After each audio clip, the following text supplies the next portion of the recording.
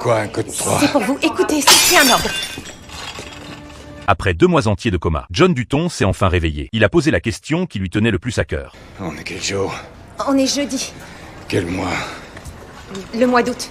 À ce moment-là, Beth est entrée. Elle s'est figée là, sous le choc, le regard fixé sur lui. Son père retenait la douleur physique de toutes ses forces. Les yeux de John étaient remplis de tendresse. Tu veux me dire ce qui t'est arrivé? Il m'est arrivé la même chose qu'à toi.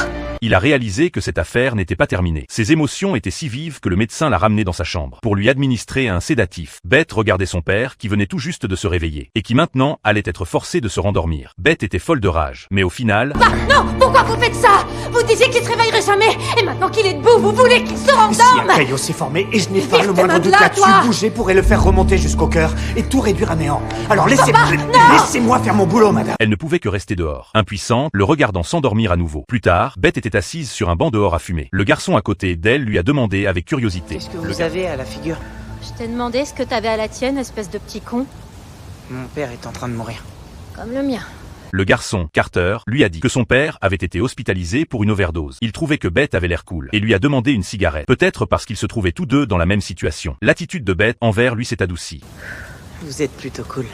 On va pas se mentir. Tu vas finir en prison, de toute façon, c'est pas une clope qui va changer grand-chose. Quand j'étais au lycée, j'adorais les mecs dans ton genre. On me donnait un minable torturé aux yeux bleus et je m'y cramponnais comme une femelle en rut.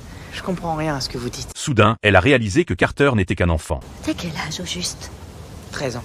Donne-moi cette putain de cigarette. Elle pensait que c'était une conversation fortuite. Mais quelques jours plus tard, Beth a découvert que le shérif avait arrêté ce garçon. C'est alors qu'a germé en elle l'idée de le ramener au ranch.